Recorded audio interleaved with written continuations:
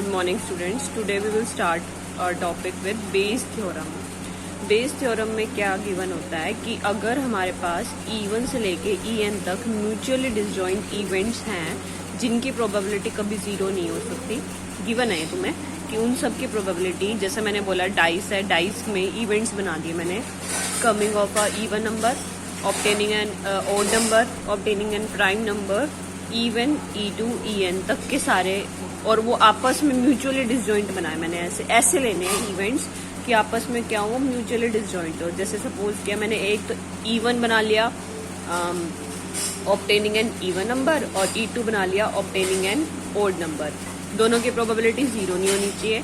Then for any arbitrary event A which is a subset of this, कि A जो है event वो इन्हीं की यूनियन में से आना चाहिए, मतलब 1 से लेके 6 तक आना चाहिए।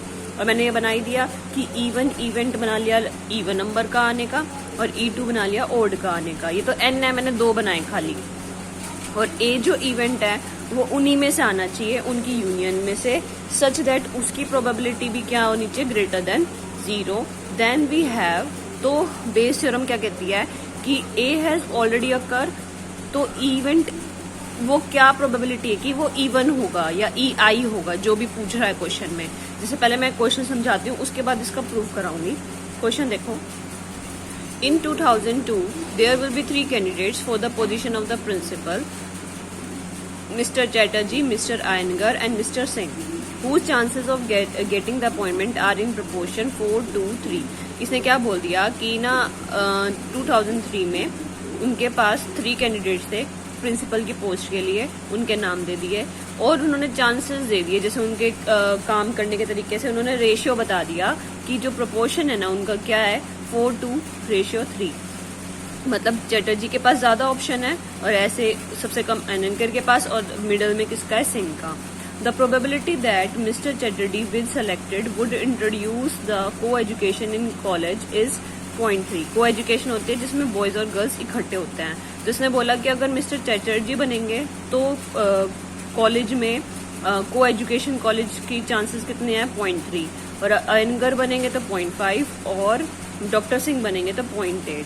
तो क्या प्रोबेबिलिटी है दैट देयर विल बी को education in the college in 2003। तो वो सीधा ये पूछ रहा है कि डायरेक्टली ए इवेंट बना देते हैं कि इंट्रोडक्शन है हमारा को एजुकेशन का। तुमसे इसने ये पूछा है क्या चांसेस हैं कि को एजुकेशन तो इंट्रोड्यूस होगा ही होगा।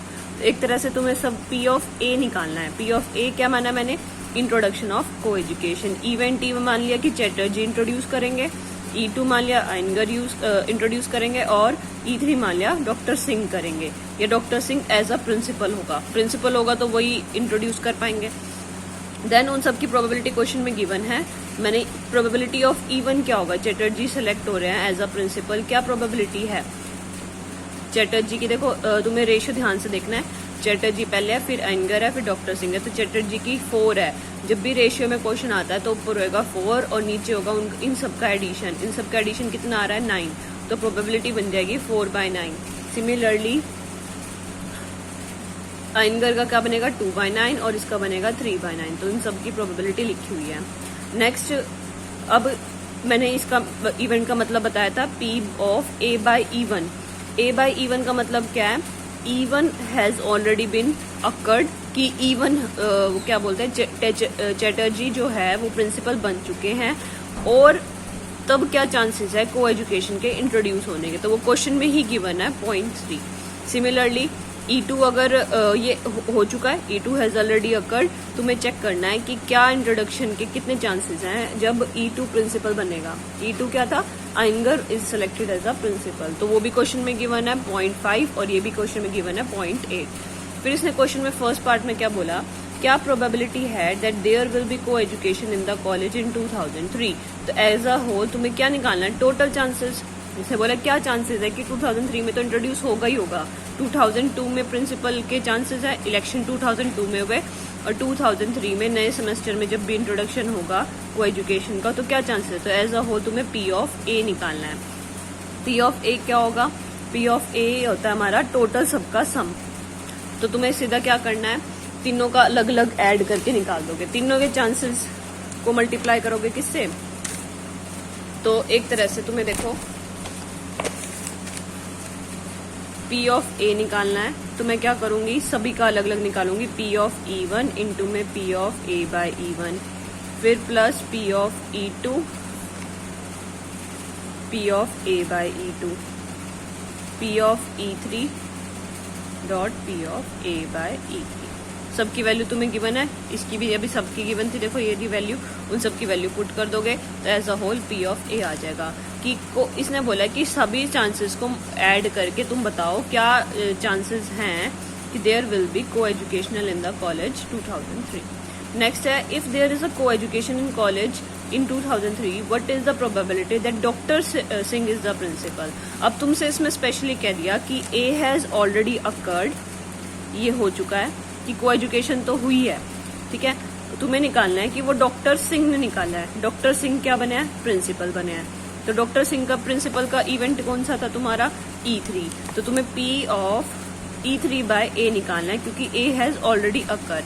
जब भी तुम्हें ऐसे निकालना है तो इस फॉर्मूले को क्या लिखोगे, P ऑफ E3 इंटू में P of A by E3 out of total number of chances, P of E1 P of A by E1 plus P of E2 P of A by E2 plus P of A3 dot में P of A by E3, sorry E3 है।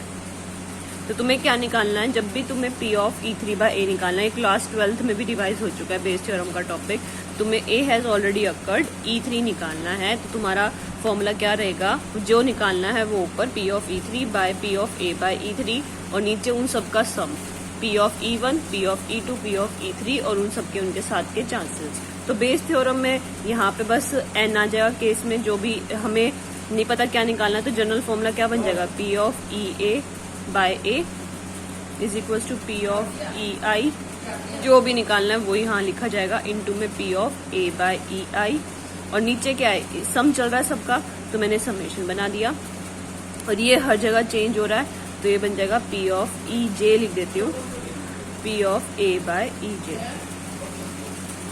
J from 1 to N। ये मैंने change क्यों करे हैं कि J की value कुछ भी हो सकती है इनमें से 1 से लेके N तक, और इनमें स्पेसिफिक एक होगा जो भी इवेंट क्वेश्चन में निकालना है। इसमें E3 निकालना तो I की वैल्यू 3 हो जाएगी और इसमें J की वैल्यू सारी आएंगी जो भी 1 से लेके N तक। 3 थे इसमें तो तीनों इंट्रोड्यूस करेंगे, N की वैल्यू यहाँ पे 3 हो जाएगी।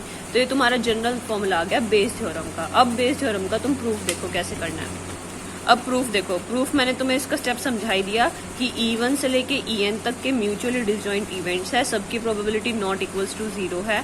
A जो है वो इसी में से ऑब्टेन किया गया, इन्हीं में से इवेंट बना है EI के यूनियन में से, ठीक है, और वो और उसकी प्रोबेबिलिटी ग्रेटर देन 0 है। देन जब भी हमें A हैज ऑलरेडी अकर, तुम्हें P ऑफ EI निकालना है तो क्या होगा, P of EI plus dot में P of A by EI और नीचे समेशन सभी का, ठीक है। तो इसका प्रूफ देखो, अब क्वेश्चन में ही बोला हुआ है कि A क्या है, सबसेट है यूनियन का, A is a subset of union of EI, question में गिवन है। देन वी हैव, और जब भी कोई किसी का इवेंट का, देखो मैंने जैसे बताया अगर A B का सबसेट है तो A इंटरसेक्शन B क्या आएगा, वापिस से A आएगा, छोटे वाला ही सबसेट आता है, दोबारा देख लो, जैसे A 1 और 2 है और B क्या है तुम्हारा 1 2 3, ठीक है।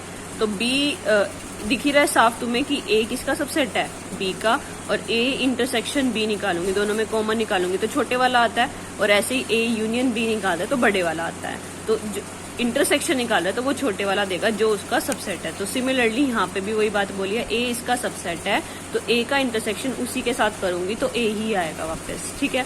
उसके बाद इसने क्या किया, डिस्ट्रीब्यूटिव लॉ ले लिया, ये जो यूनियन का साइन है वो बाहर आ जाएगा और A इंटरसेक्शन EI हो जाएगा। ये डिस्ट्रीब्यूटिव लॉ होता है कि हम साइंस को एक्सचेंज कर सकते हैं अगर वो म्यूचुअली डिसजॉइंट्स हैं।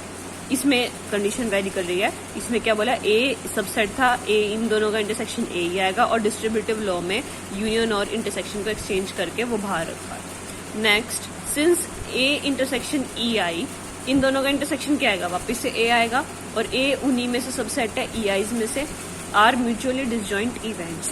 इसने बोला कि ये सारे के सारे म्यूचुअली डिसजॉइंट है, A का इंटरसेक्शन E1 के साथ करेंगे, बाकी आपस में क्या होंगे, सारे के सारे म्यूचुअली डिसजॉइंट, क्योंकि ऑलरेडी मैं बोल रही हूँ E1 जो है और E2 है वो आपस में क्या है, डिसजॉइंट है, ठीक है। और ए का अगर मैं इंटरसेक्शन E1 के साथ करूं और ए का इंटरसेक्शन E2 के साथ करूं, तो दोनों के अंदर देखो ए के अंदर दोनों के एलिमेंट्स जा सकते हैं, बट ए का इंटरसेक्शन अगर E1 के साथ करूंगी तो ए के जो एलिमेंट्स आएंगे दोनों के डिफरेंट आएंगे। सपोज कर लो मैंने यहाँ पे 1 2 ले लिया। इवेंट था डाइस का जिसमें ओड नंबर है तो 1 3 5 जाएंगे। E2 इवेंट है जिसमें इवन नंबर है 2 4 6 जाएंगे। ए इवेंट बना लिया 1 और 2। अगर ए का इवन के साथ इंटरसेक्शन करूंगी तो तुम्हारा इधर आएगा 1, और अगर ए का E2 के साथ करूंगी तो आंसर आएगा 2। तो इसने क्या बोलते हैं, जब ये आपस में म्यूचुअली डिसजॉइंट है तो ए का इंटरसेक्शन इन सब के साथ करूंगी तो ये सारे के सारे आपस में क्या आएंगे, म्यूचुअली डिसजॉइंट्स। तो वही बात यहाँ लिखी है कि A intersection EI are mutually disjoint events, so we have in addition theorem P of A। अब क्या लिख रहा है P ऑफ A, ए की जगह ए की वैल्यू क्या निकाली है मैंने, union of this. P of A निकाल रहे हैं और ए की वैल्यू क्या है, union of I from 1 A से स्टार्ट किया था, ये वैल्यू आ गई ए की जगह हमने ये पुट कर दिया यहाँ पे। और फिर अगर आपस में म्यूचुअली डिसजॉइंट है ये सारे तो ये यूनियन समेशन में चेंज हो जाता है। ये हमने ऑलरेडी कर लिया है थ्योरम। P ऑफ अगर तुम्हारी क्या थी, P of A union B is equals to P of A plus P of B if both are mutually disjoints। A और B क्या है, mutually disjoint। सिमिलरली इसमें यहाँ पे एक जो टर्म आई है वो ऐसे लिखी हुई है, यूनियन ऑफ कई सारे है ना, जैसे मैं इसको ऐसे लिखूंगी P of A union A intersection E1 union A intersection E2 union A intersection E3। ये सारे म्यूचुअली डिसजॉइंट है तो मैं इनको कैसे लिख सकती हूँ, P of A intersection E1 plus P of A intersection E2 plus P of A intersection E3। तो ये सारे म्यूचुअली डिसजॉइंट है, इसलिए ये यूनियन किस में चेंज हो जाएगा, समेशन में। वही चीज को मैंने 3 में लिख के दिखाया, ये N में था। तो ये सारे के सारे म्यूचुअली डिसजॉइंट्स हैं आपस में, A intersection E1 A intersection E2। तो ये यूनियन किस में चेंज हो जाएगा, समेशन में। समेशन आ गया P of A intersection EI। फिर मल्टीप्लिकेशन थ्योरम क्या थी, मल्टीप्लिकेशन थ्योरम थी तुम्हारी P of A intersection B is equals to P of A dot P of A by B by A। जो भी चीज यहाँ मल्टीप्लाई में वो नीचे होगी। तो ये मल्टीप्लिकेशन थ्योरम थी तो उसी ने इसको ब्रेक किया है। A इंटरसेक्शन EI को क्या लिखा, P ऑफ EI बाय में P of A by EI। ठीक है, ये तुम्हारी मल्टीप्लिकेशन थ्योरम थी, by multiplication theorem of probability. Next, अब जब तुम्हें क्या निकालना है, P of EI by A निकालना, तो तुम क्या लिखोगे उसको, P of A intersection EI by P of A। ये मैं तुम्हें ऑलरेडी बता चुकी हूँ कि P ऑफ अगर A बाय B निकालना है तो ऊपर क्या आता है, इन दोनों का इंटरसेक्शन, और जो नीचे होता है उसकी प्रोबेबिलिटी। ठीक है, तो वही चीज यहाँ लिखी है, EI बाय A निकालना है, क्वेश्चन में यही निकालना था तुम्हें। तो उसकी value P of A intersection EI by P of A। P of A की वैल्यू ऊपर निकाली है, वो समेशन दिस आई है तो वो लिख दिया इसने, और P of A intersection EI को क्या लिख दिया, P ऑफ EI। ये मल्टीप्लिकेशन थ्योरम से आई हुई है तुम्हारी, P ऑफ EI इंटू में P of A by EI। समझ आ गया, ये तुम्हारी थ्योरम थी, बेस थ्योरम। ये दोबारा देख लेना, ये step P of A intersection EI ये मल्टीप्लिकेशन थ्योरम से ही है। यहाँ पे मैं B की जगह EI कर देती हूँ, ये EI हो जाएगा, तो तुम्हारा बन जाएगा P of A by EI is equals to P of A intersection EI by में P ऑफ EI। ये P ऑफ EI इधर जाएगा तो क्या बन जाएगा, P ऑफ EI मल्टीप्लाई में आ जाएगा यहाँ से हट के। वही चीज यहाँ लिखी हुई है, A इंटरसेक्शन EI को P ऑफ EI इंटू में P of A by EI। तो ये तुम्हारा छोटा सा प्रूफ था बेस थ्योरम का, और काफी चांसेस हैं इसके प्रूफ के साथ, इसी के साथ एक क्वेश्चन बन के आ जाएगा। एक क्वेश्चन और देखते हैं। क्वेश्चन से पहले रिमार्क्स देख लेते हैं। इसमें रिमार्क क्या बोला है कि इन सब की प्रोबेबिलिटीज ऑलरेडी हमें पता होंगी, P of E1 P of E2 से लेके P ऑफ EN तक। ये इन सभी को हम प्रायर प्रोबेबिलिटी बोलते हैं। क्यों? क्योंकि हमें इसको निकालना नहीं है, ये ऑलरेडी हमें पता है, हमें कुछ और निकालना होता है बेस थ्योरम में। तो इन प्रोबेबिलिटीज को हम प्रायर प्रोबेबिलिटी बोलते हैं। और the probability A by EI are called likelihoods because they indicate how likely the event A under consideration to occur, given that probability event EIs are already have occurred। EIs हो चुके हैं तो तुम्हें निकालना है कि A के क्या चांसेस हैं होने के, तो A के कितने लाइकलीहुड चांसेस है, तो इसको बोल देते हैं likelihood. The probability E by A को क्या बोलते हैं, पोस्टीरियर प्रोबेबिलिटी की अब क्या चांसेस है जब ए अकर हो चुका है और क्या चांसेस है कि वो इवेंट E1 के साथ हुआ है, ठीक है। तो इसने उसको बोलते हैं पोस्टीरियर प्रोबेबिलिटी। तो E1, E2, En को प्रायर प्रोबेबिलिटी बोलेंगे, A बाय EI को लाइक्लीहुड बोलेंगे और EI बाय A को पोस्टीरियर प्रोबेबिलिटी। पोस्टीरियर का मतलब बाद में, प्रायर में पहले, और लाइक्लीहुड जो इनके चांसेस अंडर कंसिडरेशन अकर करता है। इफ द इवेंट्स E1 से लेके En constitute a disjoint partition of sample space S P of EI is not equals to 0, then for any event A is as P of A is this। बस ये चीज को revise करवा रहा है वो P of A क्या होता है, ठीक है। तो उसके बाद इसने बोल दिया Bayes theorem for future events, ये करने की जरूरत नहीं है, इसमें सिलेबस में नहीं है, ये तुम्हारे 3 के लिए आ गया। बाकी कल क्वेश्चंस और नेक्स्ट क्लास में करेंगे। पहले इन दोनों के प्रूफ को अच्छे से नोटबुक में लिख के देख लेना।